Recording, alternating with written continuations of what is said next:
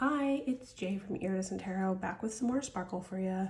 So today I wanted to talk a little bit about Tarot of Persephone's Garden, this most recent Chthonia edition. I did Google how to say that. There were not very good online guides of the pronunciation of that, so we're going to go with Chthonic, even if it's probably not right.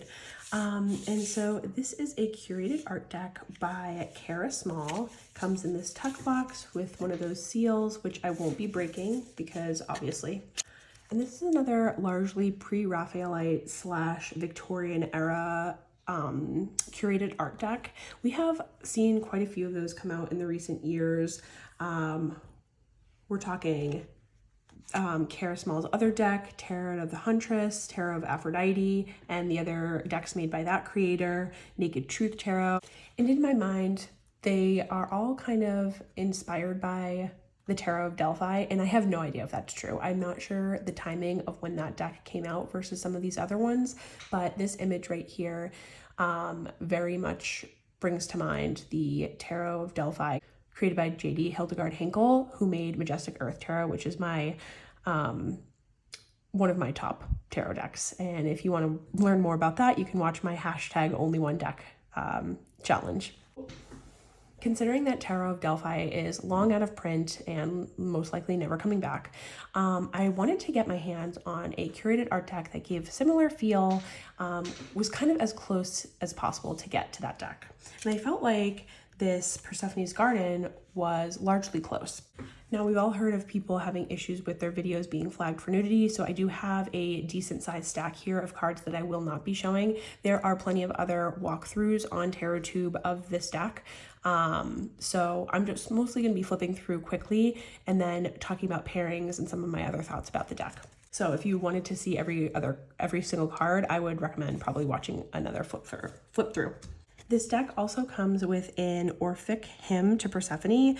So the thought being that this deck was created as an offering to Persephone, and you meet characters from mythology, and the Chthonia Edition specifically focusing on Persephone's role as the queen of the underworld. And that's something that I'm aware is a running theme throughout the deck, but it's not the main reason that I purchased this deck, and it's not the main reason that I'm going to be working with it. So this, while nice, isn't something that's like, this part wasn't meant for me.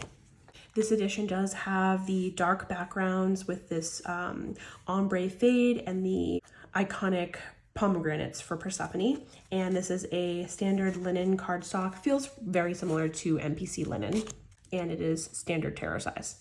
As for renamings, you do have a few majors that are renamed, and then the court cards, the pages are maidens and the knights are seekers. And per usual, I strongly dislike when court suits are renamed. It's not my thing, but with it only being 2 of them, I felt like I could get over it for this deck. I think that if I work with this deck long enough and decide to keep it, that I will be edging this in some kind of dark maroon color to go along with its edging and backing. This deck also comes with a PDF guidebook, and while I've mentioned before that PDF guidebooks are my favorite, this guidebook is not very involved. There's not a whole lot of information besides the title of the painting and then a quick snippet. So I feel like if you don't access the guidebook, it's not the end of the world.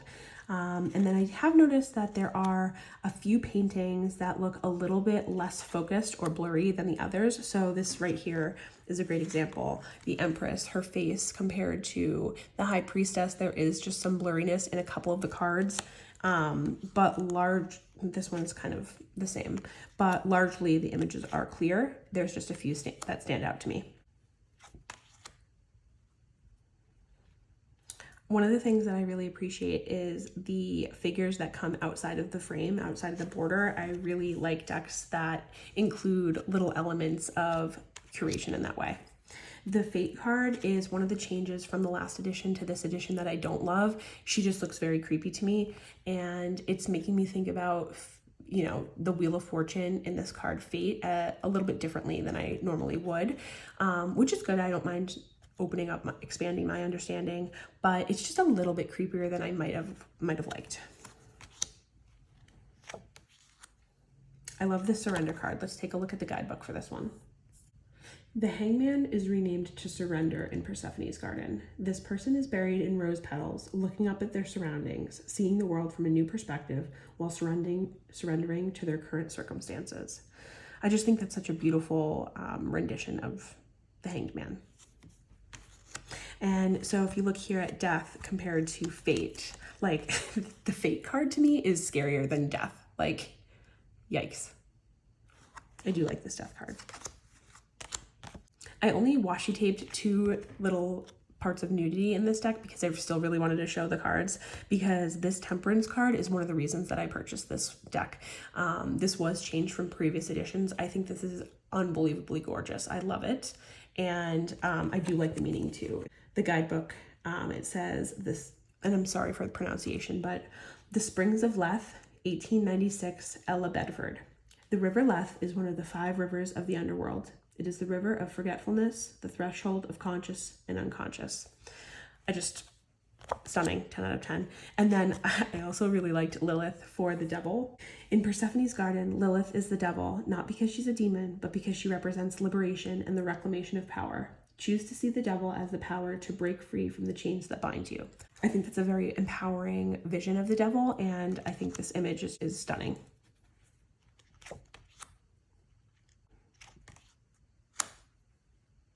I love this Ace of Coins, the abundance that you see within this pomegranate, and it's so on theme for the deck.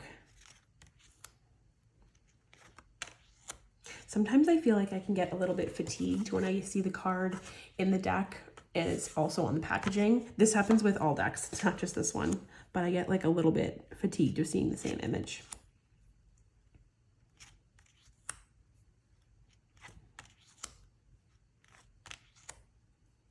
This Queen of Coins is so evocative, like the expression on her face, just basking in the sun in that field of wheat. I do not like this King of Coins. Something about his red face really bothers me. But the guidebook says, Hades, the wealthy one, host of many, wise in counsel, the king of the underworld sits in quiet command. He's surrounded by riches of the earth. And they do come down onto the title, which I think is cool, but just this face. Here we have a little bit of repetitive imagery. I definitely recognize this image from the Lacrimosa Tarot. I'm not sure which card it is, if it's the same one or a different one. I will say having repetitive imagery is not something that I enjoy when it comes to curated art decks, and it's one of the reasons why I don't have an abundance of them. I kind of waited to see which one would really strike me before buying one, and that's because I don't want a bunch of decks that have the same imagery just on different cards. This card is pop culturally relevant right now because of Taylor Swift's new album coming out. The first song on the album, I'm not a Swiftie, but I do know a little bit about what's going on.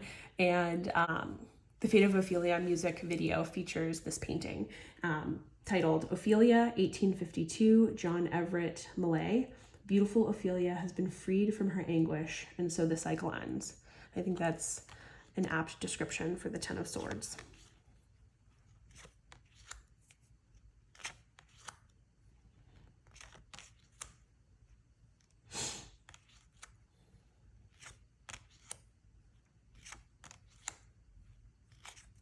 So far, I've done a couple of readings, and I can kind of be harsh on like the way that I think about my decks, in always with the effort of trying to make that smaller collection.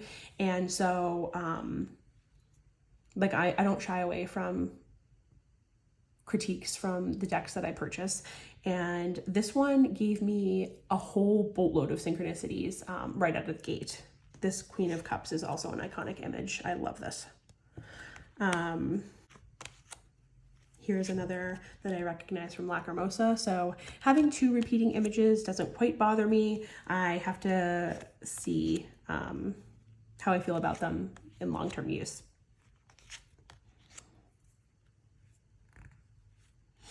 As I was saying, this deck, I was picking out the cards that I thought were that I really liked and that I didn't like, and then I did an interview spread, and then one night I was just playing with the deck, shuffling it, trying to get to know it better, and I pulled a 6-card spread, and all 6 cards were cards that I had pulled and looked at in depth the night before.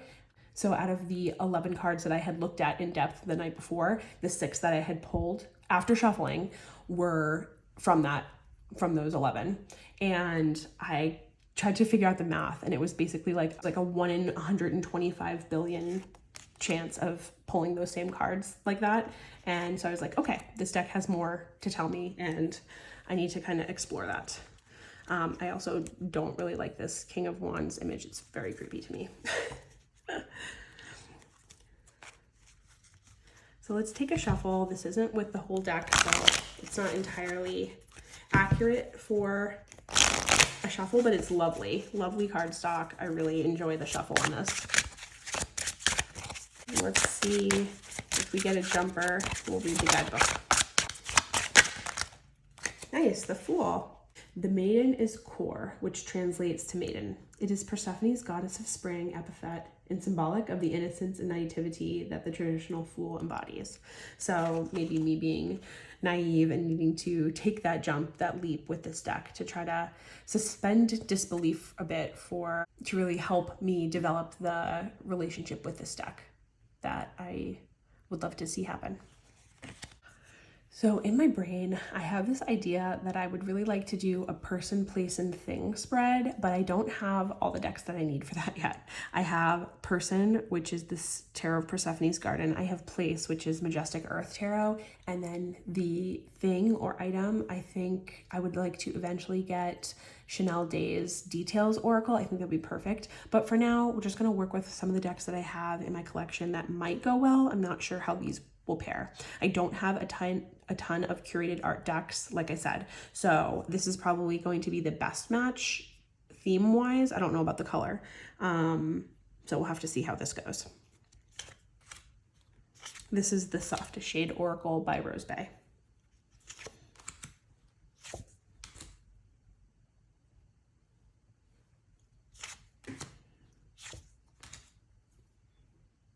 I don't know, this deck feels a little too serious for Softest Shade.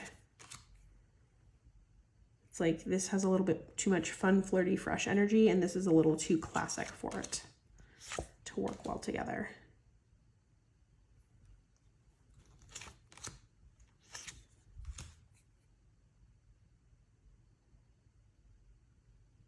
Ooh, okay, this works. So you've got the 8 of Swords, this woman who's bound by this chain. You have breaking dishes, discord and conflict, tense discussions, disagreements leading to distance, and then death. So like being locked in by your thoughts, chained up, breaking free from it, even if it's going to cause discord and conflict amongst people, amongst yourself, and then death, something that has to end for this whole process to take place. Okay. Let's do Count the Ways, a Poet's Oracle. I thought maybe with the poetic phrasing, it might look kind of cool together. And it's got the collage elements going on. I don't know about this.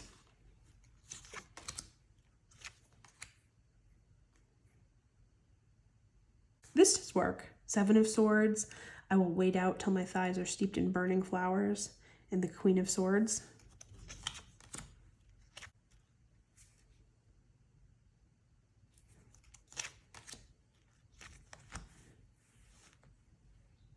Aesthetically questionable, but the poems are cool.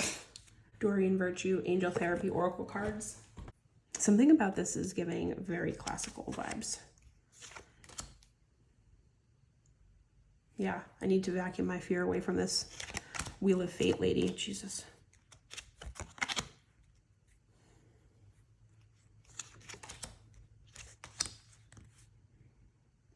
I actually think these look nice. And this is an oracle that I didn't think is going to be staying in my collection, so we'll have to see.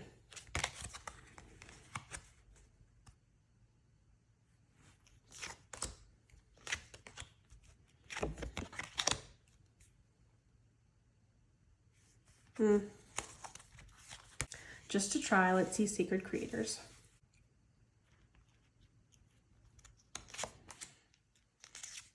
This looks so bad. No. Sorry, no, I can't even look at it. Spread Machine Oracle, Quest Edition. I thought the colors would be cool. Yes. The colors are so perfect.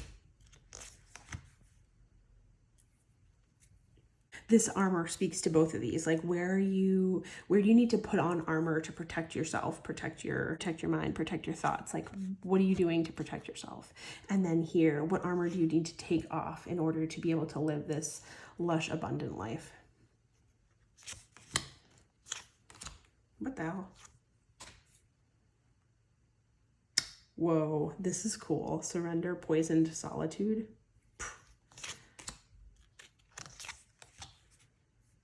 Yeah, I really enjoy the way these look and act together.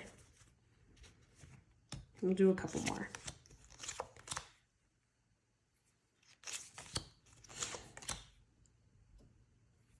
Ooh, that's aggressive.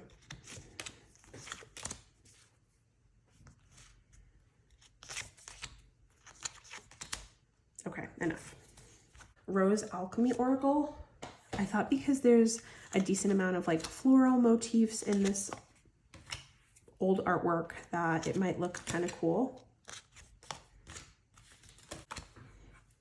And something about so you've got the maroon border, but then a gold border, and I thought the gold border would look really cool. I think I really like this. Like, look at these, this together, that looks so cool.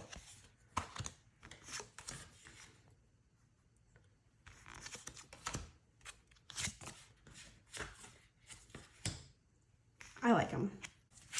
I think my dream is still to have the Tarot of Delphi, but for now, this is a lovely, not replacement, but it's kind of a stand-in until I can manage to get my hands on that deck. And there are so many things to love about this. I really do like the borders. I wasn't sure about them beforehand, but I think that they're really cool. They kind of contain the imagery, and then they allow for these cool pop outs. And so far, from what I can tell, the images were chosen thoughtfully, which is like the most important thing to me. I would like to read through the guidebook. Since it's so brief, I can just read through the whole thing and make sure that I feel like I resonate with the selections made, and yeah, hopefully develop a deeper relationship with this deck. I apologize for not being able to show all the cards.